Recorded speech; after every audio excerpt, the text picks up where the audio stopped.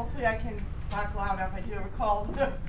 But this is kind of a perfect segue. I guess we could ask for it to be any better to follow the Farm Bureau, because the Lapeer Farmers Market and all your farmers markets basically exist because we are trying to promote healthy eating and buy local and support the local farmers, but also get healthy food to everybody in the community. Our farmers market is like almost 20 years old, so it has been around a long time, but there's still people in this community that don't even know it exists. We hear all the time that I didn't know you're downtown. We're there twice a week for 6 months out of the year. So that's quite a bit of time in a year, and it really surprises us when we still hear, I didn't know you're down there. My big problem is, as I proposed to you on the thing, is we still need to get more customers to come to the market. We have lots of great vendors. We have lots of good produce and fruit, local made honey, maple syrup, eggs. We even have meat. We have buffalo meat because we have a vendor that raises buffalo specifically for people to be able to buy and have healthy meat. We have beef that's raised locally right here in Lapeer. So we have all kinds of really neat foods down there, along with like handmade items that people make right here in the community, whether it's candles or jewelry and stuff. So we have all kinds of great stuff down there, and we need to remind people that we're there all the time. I gave you a copy of our newspaper, and we put that paper out every year just before we start market in May. So it comes out the Sunday before market opens, and it does highlight some of our vendors that are going to be there all season. We have little bios in there about them and what they sell. We put our calendar in there of the events that we do have booked at that time that we know we're going to do, and some other, interesting facts or about buying local, why you should eat the local food. And so that paper comes out just before market opens, and it is a really good push at the beginning for people to think, oh yeah, market's going to start. Now naturally, when market opens in May, we really don't have much fruits or vegetables, because if you're going to buy local rather than the grocery store, we just don't have anything yet at the beginning of May, because it's just going to get planted in the ground right around that time. So there's a lot of people that get confused over that, because they go in the grocery store and they see the fruits and vegetables there all year round, and they think they should be able to come down to market in May and get tomatoes. So we're always educating people that, you're not going to see tomatoes till maybe July, if we're lucky, unless they're grown in a hoop house. Does anybody here know what a hoop house is? Is it like a greenhouse? It is like a greenhouse.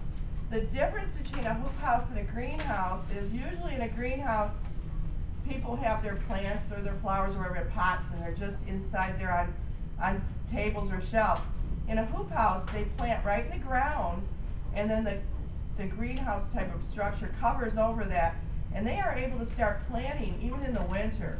And so that's something that the state is encouraging really a lot, is that more and more farmers get hoop houses, so we can start seeing our vegetables a lot earlier at the market. And I've got a few of mine doing that, so we're hoping maybe next May we actually will see lettuce or certain things, greens and maybe radishes and stuff earlier than you're going to. And even tomatoes. This year we actually had tomatoes in June because they came from an Amish farm that used hoop houses.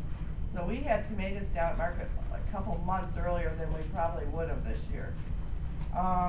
But even though we put this paper out, and we do advertise some in the newspaper along the way, as you'll see on my sheet here, when we do a special day like Farm Day or Flower Day, we'll put an ad in the paper, but that is really expensive, and our budget doesn't allow us to run as many ads as I'd like. We're having the problem, how do we remind everybody all the time that market's down there to keep them remembering? What do you predict the lacking of customers is? I think just a lot of it's forgetting, because all the time I'll ask people and they'll tell me all the time, I forgot it's Wednesday, or I, forgot it's Saturday, they forget that it's market day. They say they mean to come, like I'm gonna come on my lunch hour, and I forget. A lot of it is just, that's what I hear a lot of anyway, is that I forget. And we have signs that go out on the corners the day of market. They come down and they go out, on some major corners, one by the library and one down in 21. So those signs go up on market day, but even that's not enough to remind people. Where is, what street and what address is your market? His market, it's right downtown, okay, in Lapeer. It's on the square, or on the lawn of what we call the historic courthouse. If you've been downtown, we've got that beautiful old courthouse down there that was built in 1846. So we have a beautiful, unique setting to do our market.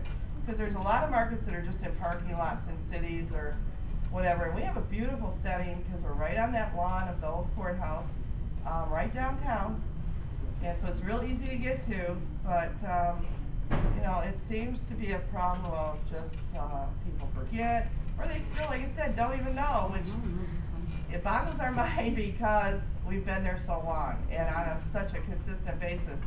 We also have an electronic board. If you've ever seen that board on 24 by the railroad tracks where it's electronic, we're on that board. They put us up there in May and it stays till end of October. It says market on Wednesdays and Saturdays 9 to 3.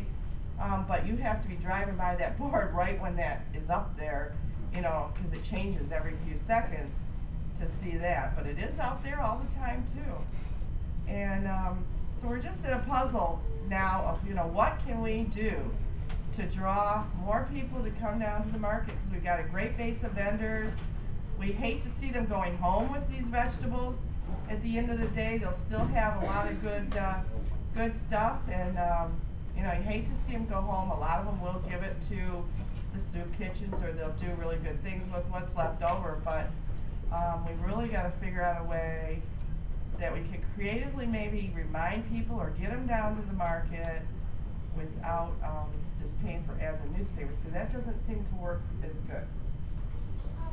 My mom and dad really like to go to farm markets. Great, that's good to hear. It's a good, it's the best place you can get the freshest food because it's coming right off your farm.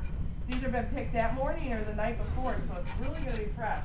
The farmers market is only 2 blocks away from my house. Oh, good. That's good. You can walk there. And we get a lot of people. That is something that's unique about ours, I think, is we get a lot of walk traffic. We really do. It's within distance for a lot of people. They'll walk down there. Their seniors can walk to it. And so that's one of the good things about where it's at, too. You could even go home and tell your grandma that you can go to work. Yeah.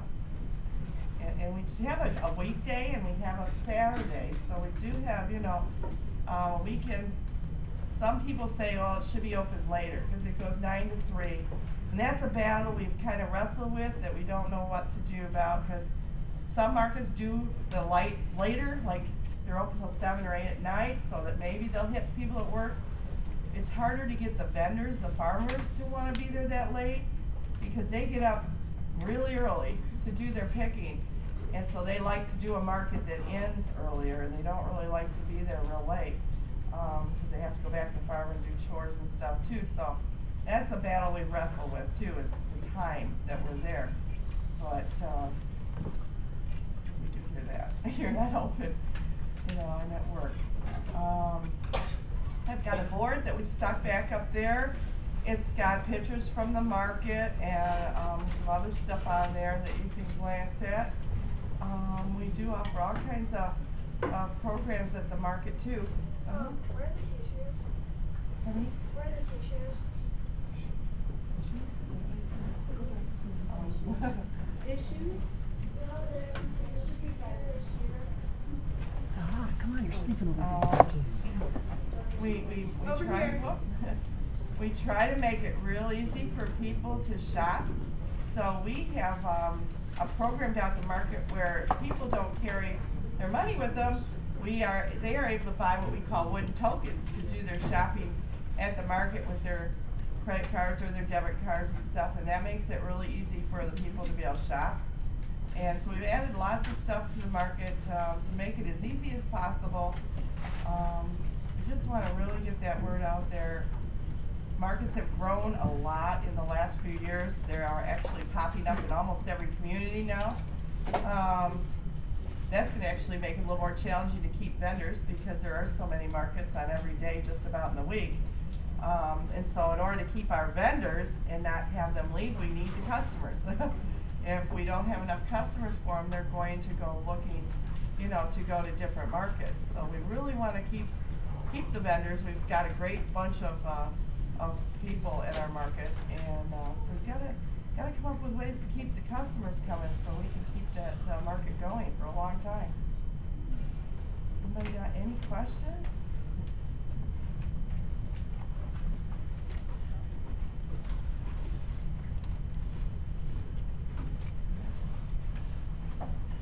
What time do you open and what time do you close, or what days?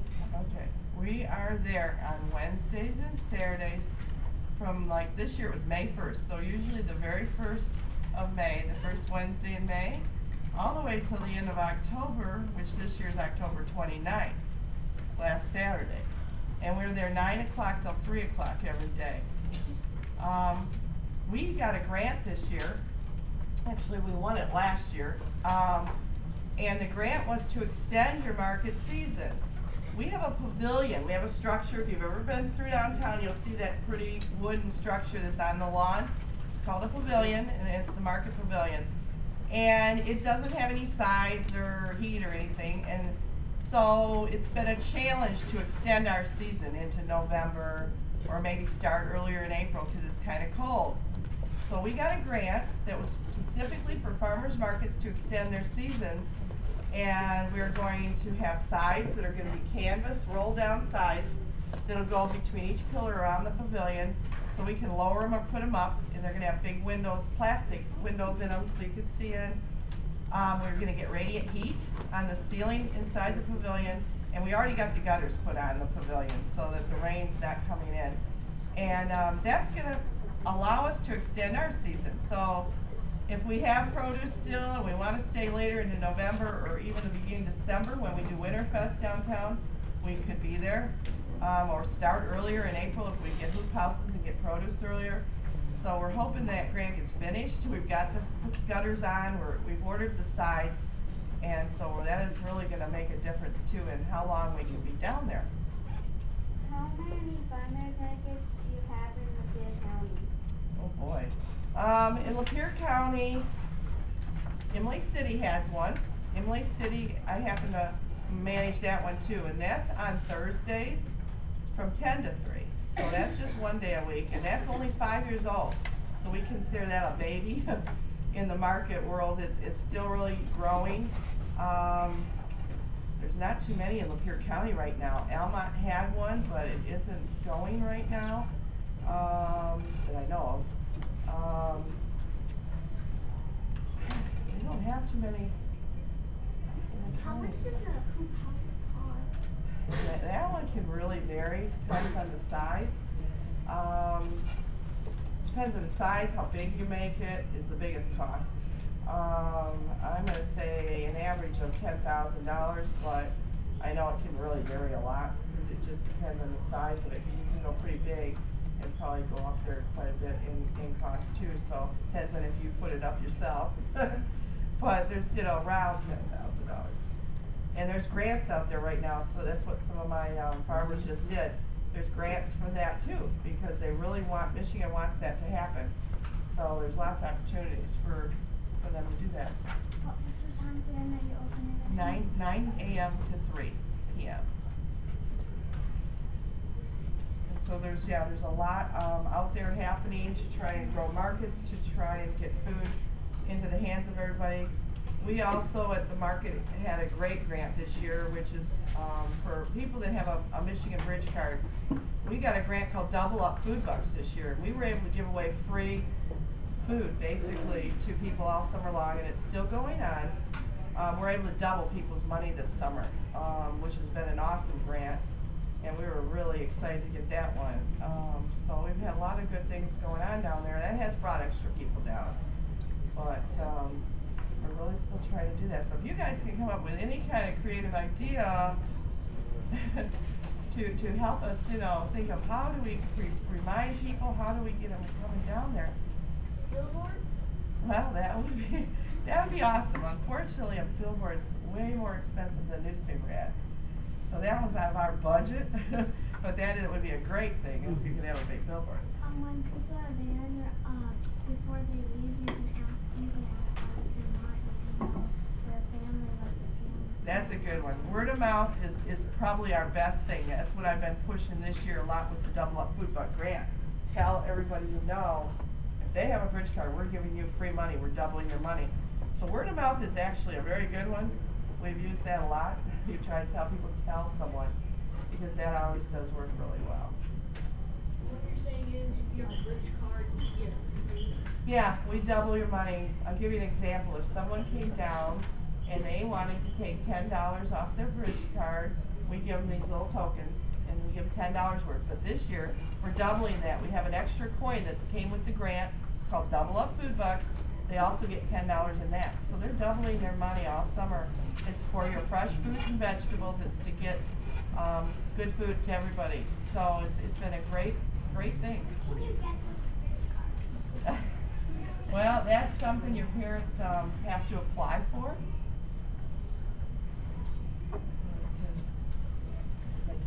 Another way to get people to know about it is to have like posters and buildings, like public buildings and schools. That's a good one.